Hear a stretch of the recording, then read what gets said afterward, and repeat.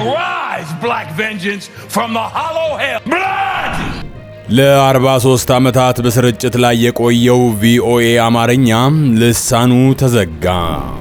ምናልባትም ይሄ ዜና አንዳንዶችን እሰይ ስለት የሰመረ የሚያስብል ሊሆን ይችላልም ተብሏል። ጠቅላይ ሚኒስትር አብይ አህመድ ከአሜሪካ የውጭ ጉዳይ ሚኒስትር ማርኮ ሩቢዮ ጋር የስልክ ልውውጥ ማድረጋቸው ተሰማ። ከ48 ዓመታት ልምድ በኋላ ዴንዘል ዋሽንግተን በአስደናቂው የብሮድዌይ ፕሮዳክሽን በኦቴሎ የመድረክ ተውኔት ላይ ደምቆ ታየ።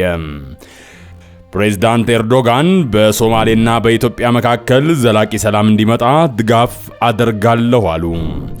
ይህ አምሃሪክ ኢንሳይደር ነው። የተሟላ የሀገር ውስጥና ዓለም አቀፍ መረጃዎችን በተመጠነ ጊዜ ገረፍ ያሉ ዜናዎችን የምታገኙበት። አብራችሁን ቆዩ። ተጨማሪ መረጃዎችን ለማግኘት ሰብስክራይብ፣ ኮመንት፣ ላይክ እና ሼር አድርጉ። ማርኮ ሩቢዮና ጠቅላይ ሚኒስትር አብይ አህመድ የሁለትዮሽ ግንኙነት ማጠናከርን አክሎ በጋራ ቅድሚያ በሚሰጧቸው ጉዳዮች ላይ በስልክ መነጋገራቸውን የአሜሪካን የውጭ ጉዳይ ሚኒስትር ያወጣው መግለጫ አስረዳ። አገራቱ በአፍሪካ ቀንድ መረጋጋትን ማምጣት አንድ የውይይታቸው ርዕስ እንደነበረ የውጭ ጉዳይ ሚኒስትር ቃል አቀባይ ታሚ ብሩስን ዋቢ ያደረገው መግለጫ አትቷል። በሪፐብሊካኑ የትራምፕ አስተዳደር የተሾሙት የውጭ ጉዳይ ሚኒስትር አገራቸው ለሰላማዊና የበለጸገች ኢትዮጵያ ድጋፍ እንደምታደርግ አረጋግጠውላቸዋል። ትራምፕ በመጀመሪያው አስተዳደራቸው ወቅት ግብጽ የህዳሴውን ግድብ ታፈነዳለች ማለታቸው የኢትዮጵያ መንግስትን ያሳዘነ ነበር። በወቅቱ የውጭ ጉዳይ ሚኒስትር የነበሩት ገዱ አንዳርጋቸው በኢትዮጵያ ተቀማጭ የሆኑትን የአሜሪካን አምባሳደር ጠርተው ፕሬዝዳንት ትራምፕ በሰጡት አስተያየት ላይ ማብራሪያ እንዲሰጡ ጠይቀው ነበር።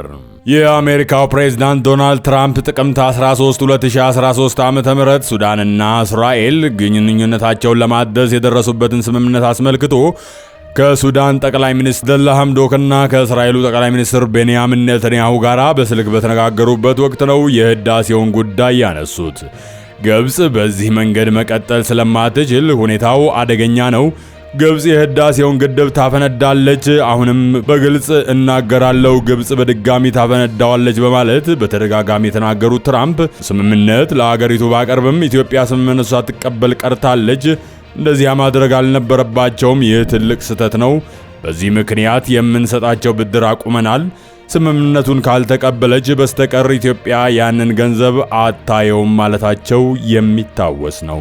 አቶ ገዱ አክለውም በግብጽና በኢትዮጵያ መካከል ጦርነት የሚያጭር ነገር ከተቀማጭ የአሜሪካን ፕሬዝዳንት መስማቱ የሁለቱን አገራት የቆየ ግንኙነትና ጥምረት አያሳይም፣ እንዲሁም አገራቱ በሚገዟቸው የዓለም አቀፍ ሕግም ተቀባይነት የለውም ማለታቸውንም በወቅቱ የወጣው የውጭ ጉዳይ ሚኒስትር መግለጫ አመላክቷል። ከ4 ዓመታት በፊት በስልጣን ላይ በነበሩበት ወቅት የአፍሪካ ሀገራትን በማንቋሸሽና በአጸያፊ ዘለፋዎች በመንቀፍ ይታወቃሉ። ትራምፕ የአሜሪካን ታላቅነት በድጋሚ ለማምጣት በተደጋጋሚ የሚምሉት ትራምፕ ጸረ ስደተኝነትና ጸረ ሙስሊም የሆኑ ንግግሮቻቸውንና አቋማቸውን ደጋግመው አንጸባርቀዋል። ከስልጣን ወርደው ለሁለተኛ ጊዜ በመመረጥ ታሪክ የሰሩት ትራምፕ 47ኛው የአሜሪካን ፕሬዝዳንት ሆነዋል። ጠቅላይ ሚኒስትር አብይ አህመድ ለሪፐብሊካኑ እጩ ዶናልድ ትራምፕ የእንኳን አደረሶት መልእክታቸውን ያስተላለፉት የአሜሪካ የምርጫ ውጤት በይፋ ሳይገለጽ ነበር። አስገራሚ ነው። ዘገባው የቢቢሲ ነው። ዴንዘል ዋሽንግተን በአስደናቂው የብሮድዌይ ፕሮዳክሽን በኦቴሎ ቲያትር ላይ ደምቆ ታየ። ኒውዮርክ ሲቲ መጋቢት 2025 በ10 ዓመታት ውስጥ በጣም ከሚጠበቁት የቲያትር ክስተቶች መካከል አንዱ በሆነው ዴንዘል ዋሽንግተን በብሮድዌይ ላይ በሼክስፒር ኦቴሎ በሚገርም አዲስ ፕሮዳክሽን ላይ መድረኩን ተቆጣጥሮታል። በቅርብ ጊዜ ኢየሱስ ክርስቶስን እንደ ግል አዳኙ አድርጎ በመቀበል መጠመቁም የሚታወሰው ዴንዘል ዋሽንግተን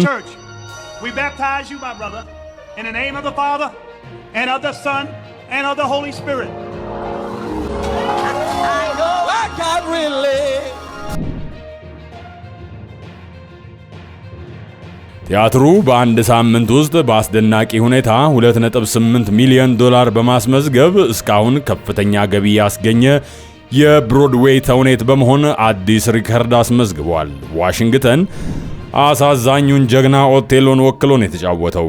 እናም ጄክ ጂለንሃል ክፉን ኢያጎን ወክሎ የሚጫወት ሲሆን እነዚህን የመሳሰሉ ኮከቦች በመኖራቸው ተውኔቱ ብዙ ትኩረት ማግኘቱም ምንም አያስደንቅም ተብሏል። ይህ አስደናቂው የአዲሱ ኦቴሎ እትም የኮከብ ተዋናዮች ትርኢት ብቻ አይደለም፣ በተጨማሪም ለሼክስፒር ክላሲክ ድራማ አዲስ እይታን ይሰጣልም ተብሏል።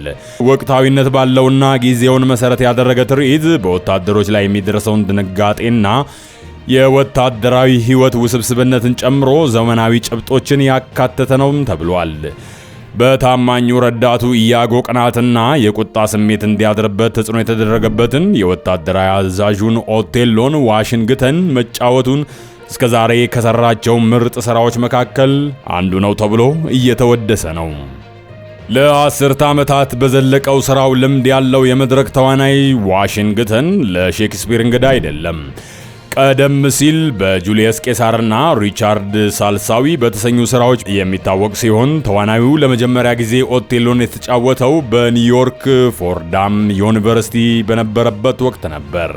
ሆኖም አሁን ከ48 ዓመታት ልምድ በኋላ ወደ ገጸ ባህሪው መመለሱ ለአሁኑ ሚናው አዲስ ጥልቀት ያመጣልም ተብሏል።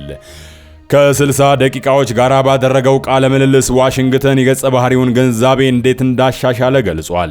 በ22 ዓመቴ ከማውቀው ያነሰ ነው የማውቀው በማለት በወቅቱ ሁሉንም ነገር የማውቅ መስሎኝ ነበር ብሏል ዋሽንግተን። አሁን ግን ከቅናት በላይ በእነዚህ ገጸ ባህሪያት መካከል ስላለው ትስስር፣ ስለ እምነት፣ ስለ ክህደትና ስለ ፍቅር እንደሆነ ተረድቻለሁም ሲል አክሏል።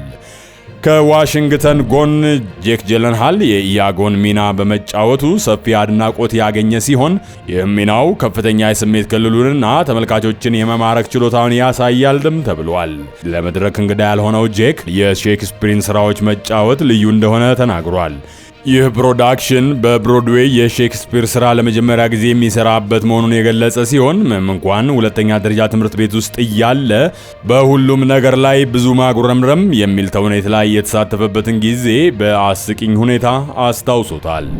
ኦቴሎ የቦክስ ኦፊስ ሪከርዶችን ከመሰባበሩም በላይ ስለ ብሮድዌይ የሚደረገውን ውይይት እየቀየረው ነው። በአብዛኛውን ጊዜ የኦቴሎን ገጸ ባህሪ ነጭ ተዋንያን ጥቁር ቀለም ተቀብተው ይጫወቱት ነበር። ነገር ግን ይህ ባህል በ1943 ፖል ሮብሰን ድንቅ ትርኢት በሰራበት ጊዜ ተቀይሯል። ለረጅም ጊዜ የሮብሰንን ሥራ ያደነቀው ዋሽንግተን አሁን ችቦውን ወደፊት በማንቀሳቀስ ለገጸ ባህሪው የራሱን ልዩ አሻራ አሳርፏል። የቪአይፒ መቀመጫዎች ወደ $1000 የሚጠጉ በመሆናቸው የትኬት ዋጋ ላይ አንዳንድ ትችቶች ቢኖሩም ተውኔቱ መታየቱን ቀጥሏል። ተመልካቾች በትርኢቱ ተማርከዋል እና ተቺዎች ለቁሳቁስና ለመገናኛ ብዙሃን ስላለው ፈጠራ አድናቆታቸውን ከማቅረብ ግን ወደ ኋላ አላሉም። ዴንዝል ዋሽንግተን በራሱ ሥራ ላይ በሰጠው አስተያየት የኦቴሎ ፕሮዳክሽን እንደ አጠቃላይ የጉዞ ፍጻሜ እንደሆነም ተናግሯል። ይህ የ48 ዓመታት ጉዞ ነው። እናም ይህንን እድል በማግኘቴ አመስጋኝም ነኝ ብሏል። ለዋሽንግተንና ለጄክ የብሮድዌይ መድረክ ልዩ ፈተናና ጥልቅ የሚክስ ልምምድ ይሰጣልም ተብሏል። ጂለንሃል በመድረክ ቲያትር አካባቢ ለተመልካቾች አስተያየት ፈጣን ግብረ መልስ መስጠት እንዴት እንደሚቻልም ገልጿል። ይህ ፊልም ላይ በቀላሉ ሊደገም የማይችለው ነውም ብሏል። የምሽቱ የተለየ ነውም ብሏል። እናም የምወደው ያንን ነው በማለት ጄክ ገልጿል። ብሮድዌይ ማደጉን ሲቀጥል ይህ የኦቴሎ ፕሮዳክሽን የቲያትር ቤቱን አቅም፣ የሼክስፒርን ሥራ ዘላቂነትና የዴንዝል ዋሽንግተንና የጄክ ጂለንሃልን አስደናቂ ችሎታ የሚያሳይ ማረጋገጫ ነው። ካለፈው የሚወስድ ብቻ ሳይሆን ለአዲሱም ሕይወት የሚሰጥ በመሆኑ የዓመቱ ተወዳጅ ትርኢት እንዲሆን አድርጎታል። ፕሬዝዳንት ኤርዶጋን በሶማሌና በኢትዮጵያ መካከል ዘላቂ ሰላም እንዲመጣ ድጋፍ አደርጋለሁ አሉ። በሶማሊያና በኢትዮጵያ መካከል የተጀመረው ሂደት ዘላቂ ሰላም እስኪያመጣ ድረስ ድጋፋቸውን እንደሚቀጥሉ የቱርኩ ፕሬዝዳንት ረሲብ ጣይብ ኤርዶዋን ገለጹ። ፕሬዝዳንት ኤርዶዋን ይህንን የተናገሩት የሶማሊያውን ፕሬዝዳንት ሐሰን ሼክ መሐመድን ሐሙስ መጋቢት 18 2017 ዓ.ም በፕሬዝዳንታዊ ቤተመንግስታቸው ባገኙበት ወቅት ነው። ራሷን በነጻነት ሀገርነት ካወጀችው ሶማሊላንድ ጋር በተደረሰው የባህር በር መግባቢያ ስምምነት ውጥረት ውስጥ የገቡትን ኢትዮጵያና ሶማሊያ በቱርክ ፕሬዝዳንት አሸማጋይነት አንካራ ላይ በተደረገው ውይይት ችግራቸውን ለመፍታት የሚያስችል ስምምነት ላይ መድረሳቸው ይታወሳል። ሁለቱ መሪዎች በቱርክና ሶማሊያ መካከል ያለውን የሁለትዮሽ ግንኙነት እንዲሁም ቀጠናዊና ዓለም አቀፋዊ ግንኙነቶችን በዚህ ውይይት መዳሰሳቸውን የቱርክ ኮሚኒኬሽን ዳይሬክተር ባወጣው መግለጫ አስታውቋል። ኤርዶዋን ቱርክ ለሶማሊያ ሰላምና መረጋጋት ትልቅ ስፍራ እንደምትሰጥ ተናግረዋል። በዚህም ለሶማሊያ ደህንነት፣ የግዛት አንድነትና የኢኮኖሚ ልማት አገራቸው የምታደርገውን ድጋፍ እንደማይቋረጥ ለፕሬዝዳንቱ አረጋግጠውላቸዋል። በዚህም አንድምታ ኢትዮጵያን ያነሱት ኤርዶዋን ከኢትዮጵያ ጋር የተጀመረው ሂደት ዘላቂ ሰላም እስኪያመጣና መረጋጋት እስኪሰፍን ድረስ ድጋፋቸውን ባላሰለሰ ሁኔታ እንደሚቀጥል አጽንኦት ሰጥተዋል። በቱርክ ፕሬዝዳንት ረሲብ ጣይብ ኤርዶዋን አደራዳሪነት ታህሳስ 2 2017 ዓ.ም የተደረሰው የአንካራ ስምምነት ለአንድ ዓመት ያህል በቃላት ጦርነት ሲወዛገቡ የነበሩት ኢትዮጵያና ሶማሊያ ልዩነታቸውን በድርድር ጠረጴዛ ለመፍታት እንዲቀመጡ ያደረገ ነበር። ሁለቱ የአፍሪካ ቀንድ ሀገራት ልዩነታቸውን በሰላም ቋጭተው ስምምነት ላይ ለመድረስ በሚያደርጉት ጥረት አሸማጋይ የሆነችው ቱርክ የሀገራቱን የመጀመሪያ ዙር የቴክኒክ ድርድር የካቲት 11 2017 በአንካራም አሰናድታ እንደነበርም ይታወሳል። ለ43 ዓመታት አድማጮቹን ያገለገለውና በድንገት በትራምፕ መብረቃዊ ውሳኔ የተዘጋው ቪኦኤ አማርኛ አርብ መጋቢት 6 2017 ዓ.ም ለቪኦኤ አማርኛ መደበኛ የስርጭት ቀን ነበር። ጋዜጠኞቹ የተለመደውን የ30 ደቂቃ ዝግጅቶቻቸውን አቅርበው ሲሰነባበቱ ቅዳሜ ምን እንደሚያስተላልፉ ተነጋግረውና የሥራ ድርሻን ተከፋፍለው ነበር። ቅዳሜ ዕለት ግን ቪኦኤ አማርኛን ጨምሮ 1300 የቪኦኤ ሰራተኞች የግዳጅ እረፍት እንዲወጡ የሚገልጽ የኢሜል መልእክት ይደርሳቸዋል። የራዲዮ ጣቢያው ከተመሰረተበት እንደ አውሮፓውያን አቆጣጠር 1982 ወዲህ ለመጀመሪያ ጊዜ ጸጥ ረጭ አለ። የራዲዮ ጣቢያው የኮንትራት ሰራተኞች ቅጥራቸው ሙሉ በሙሉ ተቋረጠ። ቋሚ ሰራተኞቹ ዕጣ ፈንታቸው እስኪወሰን ድረስ የግዳጅ እረፍት ላይ እንዲቆዩ ተወሰነ። በኢትዮጵያ ታሪክ በርካታ ወሳኝ ምዕራፎች ላይ እማኝ በመሆን ለ43 ዓመታት በስርጭት ላይ የቆየው ቪኦኤ አማርኛ ልሳኑ ተዘጋ። ለ40 ዓመታት የኢትዮጵያን ፖለቲካ፣ ማህበራዊ ህይወት፣ ጥበብ በቅርብ የዘገበው በአሜሪካውያን ግብር ከፋዮች ገንዘብ የተቋቋመው ቪኦኤ በዶናልድ ትራምፕ ቀጭን ትዕዛዝ ተቋረጠ። ይህ እንደ መረጃ ምንጭ ለተለያዩ አድማጮች፣ ለበርካታ ሰራተኞቹ፣ የኢትዮጵያን መገናኛ ብዙሃን ለሚከታተሉ ሁሉ አስደንጋጭ ዜና ነበር። ቪኦኤ አማርኛን ለመሰረቱትና ለ40 ዓመት ላገለገሉት አንጋፋው ጋዜጠኛ ንጉሴ መንገሻ ደግሞ ልብ ሰባሪ ዜና ነው። ቪኦኤ በአጭር ይቀጫል ብለው አስበው እንደማያውቁ የሚናገሩት አቶ ንጉሴ ቪኦኤ አማርኛ ቮይስ ኦፍ አሜሪካ ተዘግቷል የሚለው ዜና ለኔ ዱብ ዕዳ ነው የሆነብኝ፣ በጣም ነው የደነገጥኩት ብለዋል።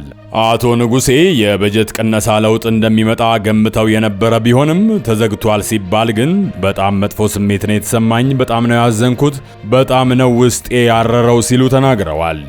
የጨለማ ጊዜ ነው የመጣው የሚሉት አቶ ንጉሴ መንገሻ በአጠቃላይ የአሜሪካ ድምፅ ራዲዮ ቪኦኤ 380 ሚሊዮን አድማጭ ነው ያለው፣ ከዚህ ውስጥ 80 ሚሊዮን አፍሪካ ውስጥ ነው ያሉት ይላሉ። ዛሬ የሚደሰቱ ሰዎች ቢኖሩ አምባገነኖች ናቸው ሲሉም ያክላሉ። ኑሮውን በአሜሪካ ያደረገውና በመገናኛ ብዙሃን ላይ የተለያዩ የጥናትና ምርምር ስራዎችን የሚሰራው እንዳልጋቸው ኃይለ ሚካኤል ዶክተር በበኩሉ የዶናልድ ትራምፕ አስተዳደር የቪኦኤንና ሌሎች የፌዴራል ተቋማትን የመዝጋት ውሳኔ ለኢትዮጵያ ብቻ ሳይሆን ለራሷ ለአሜሪካንም ትልቅ ጉዳት ነው ያለውና ሪስፔክት ወይም አክብሮት የሚያሳጣ ጭምር ነው ይላል። በብዕር ስማቸው ጌታሁን ታምራት በመባል የሚታወቁት አንጋፋው ጋዜጠኛ ንጉሴ መንገሻ ከአቶ ታምሩ ሃምፓ፣ ይሄይስ ውሂብ፣ አዳነች ፍስሐዬ፣ ዮሐንስ ኃይለ ኢየሱስ ከአሸናፊ አበጀ ጋራ በመሆን እንደ ኤሮፓውያን አቆጣጠር በ1982 ቪኦኤ አማርኛን መስርተዋል። በሳምንት 12 ሚሊዮን ኢትዮጵያውያን የሚያዳምጡት ቪኦኤ አማርኛ ኢትዮጵያ ውስጥ ስርጭት ሲጀምር መረጃ ከመንግስት ቋት ብቻ ነበር የሚፈሰው። ኮሎኔል መንግስቱ ኃይለማርያም ስልጣን ላይ በነበሩበት ሰዓት ኢትዮጵያ በአንድ አይነት የፖለቲካ ስርዓት ውስጥ በመተዳደርበት በዚያ ወቅት አሜሪካውያንን ከኢትዮጵያ ውስጥ ጠራርገው ባስወጡበት ጊዜ ነው ቪኦኤ አማርኛ ስርጭት የጀመረው። ያኔ የአሜሪካ ፕሬዝዳንት የነበሩት ሮናልድ ሬገን ለፕሮፓጋንዳ በሚል ገንዘብ በመመደባቸው ቪኦኤ በአማርኛ ቋንቋ ስርጭት ጀመረ። በመገናኛ ብዙሃን ዘርፍ ተመራማሪ የሆኑት አቶ እንዳልካቸው ኃይለ ሚካኤል ቪኦኤ አማርኛ እንደ አውሮፓውያን አቆጣጠር በ1982 ሲቋቋም በወቅቱ በሀገር ውስጥ ነፃ የሆነ የመገናኛ ብዙሃን አገልግሎት እንዳልነበረ አስታውሰው በጣም ብዙ ሰው ያዳምጠው የነበረው ሚዲያ ነው ይላሉ። በዚህ ሐሳብ የሚስማሙት አንጋፋው የቪኦኤ አማርኛ ኃላፊ የነበሩትና በተለያየ የአመራርነት ውስጥ ያገለገሉት ንጉሴ መንገሻ የደርግ መንግስት የአገሪቱን ፖለቲካ ህዋስ በሙሉ የተቆጣጠረበት ጊዜ ነበር። በአንድ አይነት አስተሳሰብና አንድ አይነት ቅኝት፣ አንድ አይነት የፖለቲካ ፍልስፍና አገሪቱን ሙሉ በሙሉ የሚቆጣጠርበት ጊዜ ነበርም ብለዋል። ከቀበሌ ጀምሮ እስከ አርሶ አደር ማህበር የሀገሪቱ ህይወት የሚቆጣጠርበት ጊዜ ነበረ። በዚያ ወቅት ነው ቪኦኤ አማርኛ አገልግሎቱ የተከፈተው ይላሉ። ቪኦኤ አማርኛ ስርጭት በጀመረበት ወቅት በኢትዮጵያ በተለያዩ ነፍጥ ባነገቡ ኃይሎች መካከል ውጊያ ተጧጡፎ ነበር። በዚያ ወቅት ሚዛናዊ መረጃ ማግኘት ብርቅ ነበር። መንግስት በሚቆጣጠራቸው መገናኛ ብዙሃን ከሚባለው ውጪ አማራጭ የመረጃ ምንጭ ውሱን ነበር። ከነዚህ መካከል አንዱ በመሆን የአየር ሞገዱን የተቀላቀለው ቪኦኤ አማርኛ በአጭር ጊዜ ውስጥ ተቀባይነት ማግኘቱን አቶ ንጉሴ ያስታውሳሉ። አገሪቱ ውስጥ ስላሉ አንገብጋቢ ሁኔታዎች፣ ስለ ረሃብ፣ ጦርነት፣ ስለ ደርግ መንግስት ቁጥጥርና አምባገነናዊነት፣ ስለ ስደተኞች እንዘግብ ነበር። ስንጀምር 30 ደቂቃ ብቻ ነበር የተሰጠን። 6 ወር ባልፈጀ ጊዜ ውስጥ ወደ 1 ሰዓት እንዲያድግም ተደረገ። ምክንያቱ ደግሞ በጣም አድማጭ በጉጉት ይጠብቀው ስለነበር ነውም ብለዋል እንዳልካቸው ዶክተር። ይህንኑ በመጥቀስ የማይተካ ታሪካዊ አስተዋጽኦ ያደረገ ነው ይላሉ። ላለፉት 40 ዓመታት የኢትዮጵያን ፖለቲካ በቅርበት የዘገበ የሰነደ በአሜሪካ ታክስ ከፋዮች የተቋቋመ ትልቅ ድርጅት ነው ሲሉም ያክላሉ። የቪኦኤ አማርኛ መስራች ከሆኑት ጋዜጠኞች መካከል አንዱ የሆኑት አቶ ንጉሴ ለደርግ ውድቀት ቪኦኤ ትልቅ አስተዋጽኦ አድርጓል ብዬ የማምን ሰው ነኝም ብለዋል። ምክንያቱም ደርግ የሚደብቀውን ነገር ያወጣ ነበር ይላሉ። አቶ ንጉሴም ሆኑ እንዳልካቸው ዶክተር ስለ ቪኦኤ ሲናገሩ የሚጠቁሙት ተመሳሳይ አገላለጽ ሚዛናዊና ተአማኒነት ያለው ዘገባ ይሰራ ነበር ነው ያሉት። እንዳልካቸው ዶክተር በኢትዮጵያ ጋዜጠኝነት ውስጥ የታማኒነት ችግር በስፋት እንደሚታይ ገልጸው አንድ ዜና ሲዘገብ ማን ነው የዘገበው የሚለው ጥያቄ ሁሌም አብሮ ይነሳል ብለዋል። ቪኦኤ ላይ የተዘገበ ነገር እውነተኛነቱ ብዙ ጥያቄ ውስጥ አይገባም። ምናልባት ትንታኔውና አተረጓጎሙ ላይ ልዩነት ቢኖርም ዘገባ ላይ ግን ቪኦኤ ላይ ከተዘገበ የተአማኒነት ጥያቄ ብዙም የለም ብለዋል። አክለውም የቪኦኤ መዘጋት የመረጃ ስርጭት ችግር ይፈጥራል ብለው እንደሚያምኑ በመግለጽ አድማጮች የሰሙትን መረጃ ለማረጋገጥ የሚመጡበት ነበርም ይላሉ። በተለይ ደግሞ ከፖለቲካ ጋር የተነካኩ ነገሮችን የማመን ችግር ስላለበት ቬሪፋይ ለማድረግ ወይም ለማረጋገጥ ቪኦኤን ይሰሙታልም ይላሉ። አንደኛ በመረጃ ደረጃ የመረጃ ስርጭት ችግር ይገጥመናል ብዬ አስባለሁ። አንዱ ይህ ነው። ኢትዮጵያውያን አሁንም ድረስ የሚከታተሉት የሚዲያ ተቋም ነው፣ ትልቅ ጉዳት አለው በማለትም ገልጸዋል። አቶ ንጉሴ ደጋግመው የቪኦኤ አማርኛ መዘጋት የሚያደርሰውን ጉዳት ሲናገሩ የአድማጮችን ቁጥር በመጥቀስ ነው። በነገራችን ላይ ቪኦኤ በኢትዮጵያ ብቻ ሳይሆን በአፍሪካም ሰፊ የሆነ አድማጭ ያለው ነው። በአሁኑ ጊዜ እንኳን በመላው ዓለም 380 ሚሊዮን ህዝብ ነው የሚያዳምጠው። እኔ ከመልቀቄ በፊት 1/3ኛው አድማጭ ያለው አፍሪካ ውስጥ ነበር። እኔ በጡረታ በተገለልኩበት ወቅት የዛሬ 3 ዓመት 12 ሚሊዮን የሚሆን ህዝብ በኢትዮጵያ ውስጥ በየሳምንቱ ያዳምጠው ነበር። በአማርኛ፣ በአፋን ኦሮሞና በትግርኛ። በድምሩ ባለፉት 15 ዓመታት የኢትዮጵያ የፖለቲካ ማህበረሰብ ሁሉም በራሱ አቅጣጫ ብቻ የሚተምበት መሆኑን እንዳልካቸው ያነሳሉ።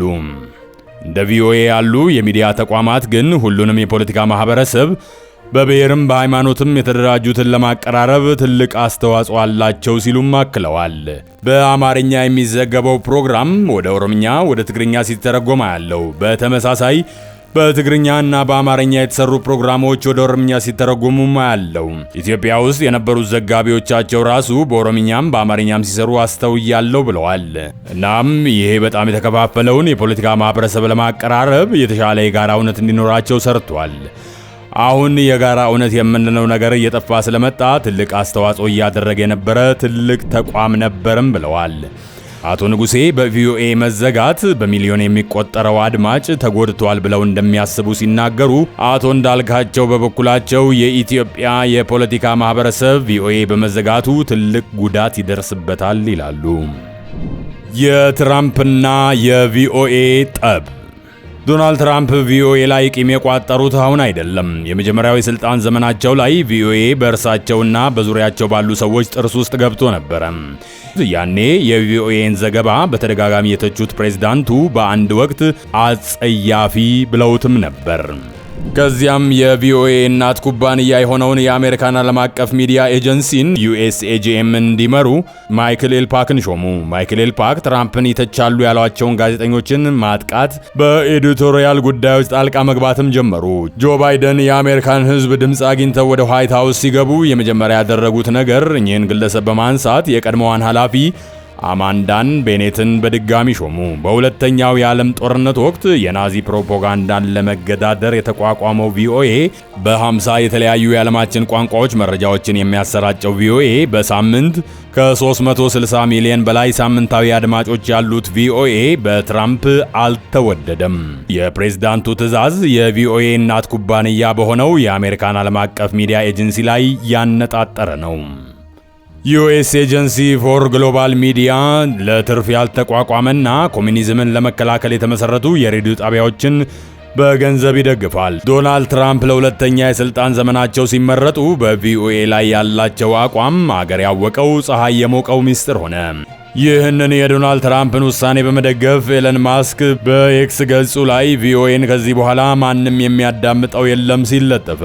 ዋይት ሃውስ የትራምፕን ውሳኔ በመከተል ግብር ከፋዮች ከዚህ በኋላ ለፕሮፓጋንዳ ገንዘብ አይከፍሉም የሚል አስተያየት መግለጫ ሰጠ።